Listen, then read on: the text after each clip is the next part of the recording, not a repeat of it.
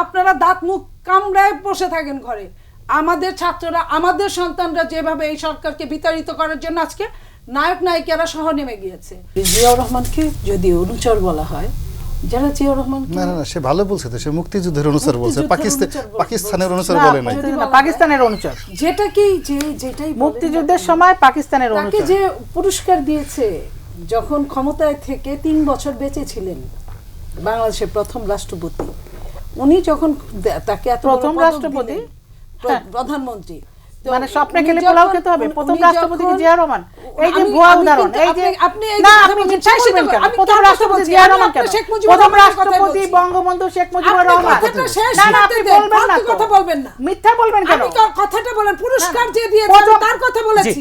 একটু শুনি। না, প্রথম রাষ্ট্রপতি বলছেন আপনি কেন? লাইন না শেষ করে কথা বলেন কেন বলবেন? সংবিধানের কোথায় আছে? স্লিপ অফ টাং মেলা বলছেন, সেটা না। আমি আমারটা আসতে পারি, আমারটা স্লিপ অফ টাং হবে অবশ্যই প্রথম রাষ্ট্রপতি জিয়াউর রহমান।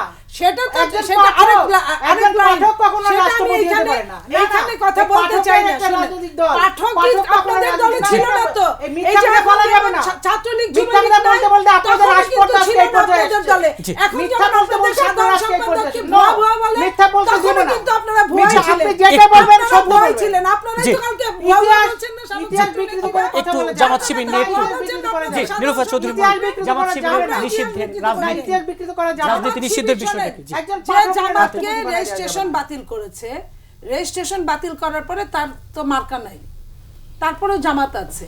আজকে জামাতকে ব্যান করাই কি আর না করাই কি, নাম্বার 1। নাম্বার 2 হলো যে প্রজ্ঞাপন জারি করে জামাতকে নিষিদ্ধ করলো সরকার, সিদ্ধান্তটা কে দিল? 14 দল। 14 দল কি বাংলাদেশ? সেটা আসতে হয় সংসদ থেকে, সেটা আসতে হয় আপনার গণভোট থেকে, সেটা আসতে হয় মন্ত্রী পরিষদ সভা থেকে। এগুলো কোনোটার ধার ধালো না। এই সরকারি কয়েকদিন আগে, কিছুদিন আগে বলেছে 18 নির্বাচনের পরে যে আমরা চাইলেই ব্যান করতে পারি না, এই কারণে করতে পারি না, সংসদে দাঁড়িয়ে বলেছে এই কারণে করতে পারি না, এটা আদালতের ব্যাপার।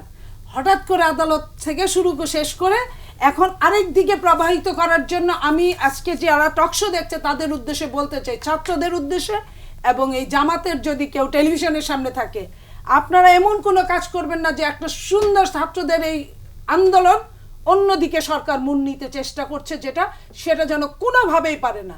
আপনারা দাঁত মুখ কামড়ায় বসে থাকেন ঘরে। আমাদের ছাত্ররা, আমাদের সন্তানরা যেভাবে এই সরকারকে বিতাড়িত করার জন্য আজকে নায়ক নায়িকারা সহ নেমে গিয়েছে, ওদেরও নেমেছে 2-1টা এমপি দেখেছি। আমার কথা হলো যে এই জামাত দিয়ে, জামাতের যেটুকু আছে জামাত তাদের সাথে যখন যুগপৎ আন্দোলন করছে তখন কিছু হয় না। তারা যখন জামাতকে সরকার পতন চাই, তখন কিছু হয় না। জামাতের যখন আপনি মনে করেন সাধারণ ক্ষমা ঘোষণা করছে তখন কিছু হয় না। জামাতের যখন সাজিদকে যুদ্ধপরাধী সাজিদকে যখন মাসওয়ারা দিছে 3000 টাকা তখন কিছু হয় না। আবার আপনার কাছে আসবো। লাল গালিচা পারবে দিছে নায়ক নায়িকারা ছাত্রদের পক্ষে নেমেছে, তারা রহমান সাহেব তখন কিছু হয় না। এখন জামাত খুব দোষের হয়ে গেছে না?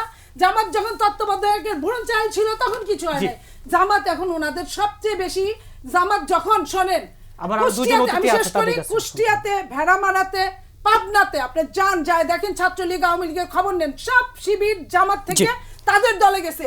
এই জামাতকে ব্যান করলো মানে তারাই এই জামাতকে নিয়ে কাজ করবে পরবর্তীতে।